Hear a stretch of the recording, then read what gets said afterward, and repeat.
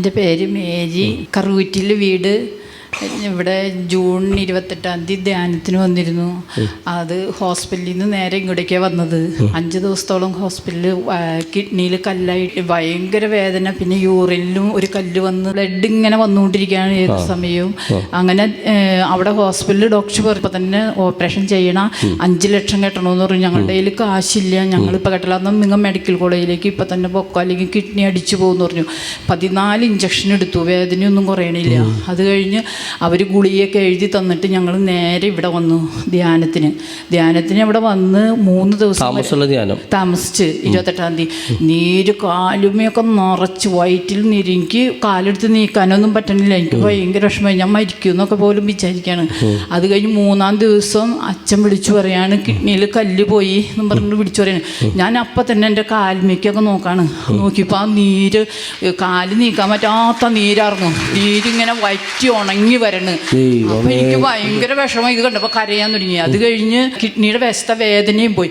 പിന്നെ ഈ ബ്ലഡ് വന്നിട്ടുണ്ട്, അത് കുറഞ്ഞിട്ടുണ്ടായിരുന്നില്ല. അത് കഴിഞ്ഞ് അച്ഛൻ അപ്പം തന്നെ വന്ന് കണ്ടു. അപ്പം അച്ഛൻ പറഞ്ഞു ചേച്ചിയുടെ തന്നെ കിഡ്നിയിലെ കല്ല് പോയത്, ചേച്ചിയുടെ എല്ലാം മാറിക്കോളും, ചേച്ചി ഇവിടെ സാക്ഷ്യം പറയണമെന്ന് പറഞ്ഞു. പക്ഷെ അപ്പം സാക്ഷ്യം പറഞ്ഞില്ല, സ്കാൻ ചെയ്തിട്ട് വന്ന് സാക്ഷ്യം പറയാന്ന് പറഞ്ഞിട്ട് ഞാൻ അവിടെ ചെന്ന് വ്യാഴാഴ്ച ചെന്ന് വീട്ടിൽ രാത്രി ഡോക്ടർ അപ്പോൾ തന്നെ വിളിച്ചേക്കണം, ഫോൺ ഓണായി. ഇപ്പം ഡോക്ടർ ചോദിച്ചു, ഡോക്ടർമാർക്ക് ഭയങ്കര സങ്കടമായി എൻ്റെ കാര്യത്തിൽ, അത്രയും കിഡ്നി പോകാല്ലേ എന്നുള്ള വിഷമത്തിൽ. അപ്പോൾ ഡോക്ടറോട് ഞാൻ പറഞ്ഞു കോഴിക്കോട് ഇവിടുന്ന് നേരെ ഡിസ്ചാർജ് ചെയ്തിട്ട് കോഴിക്കോട് പോയേ. അപ്പോൾ മെഡിക്കൽ കോളേജിൽ ഓപ്പറേഷൻ നടന്നു അല്ലേന്ന് ചോദിച്ചു. അപ്പോൾ ഞാൻ പറഞ്ഞു അല്ല, ഒരു ധ്യാന കേന്ദ്രത്തിലാണ് പോയെന്ന് പറഞ്ഞു. പിന്നെ അപ്പോൾ ഡോക്ടർ പറയണേ ധ്യാന കേന്ദ്രത്തിൽ പോയിട്ട് ആ കല്ലുകളൊക്കെ എങ്ങനെ പോണേന്ന് ചോദിച്ചു.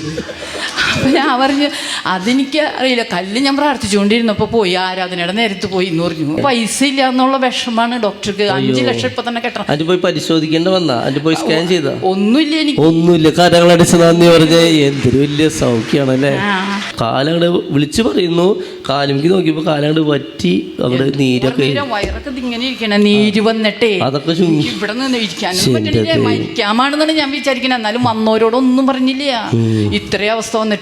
അങ്ങനെ ഇവിടെ വന്നിരുന്ന് അതോ ഈ 2 ഇഞ്ചക്ഷൻ അല്ല ഗുളികകൾ എടുക്കാണ് ഞാനിവിടെ. അതും പല്ലുവേനയുടെയും വയറുവേനയുടെയും എടുത്ത് കഴിക്കണേ. അരമണിക്കൂർ ഇട്ട് ഗുളിക കഴിക്കും, വേദന ഇച്ചിരി കുറഞ്ഞ് കിട്ടാൻ ഇവിടെ ഇരുന്ന് കേൾക്കാൻ.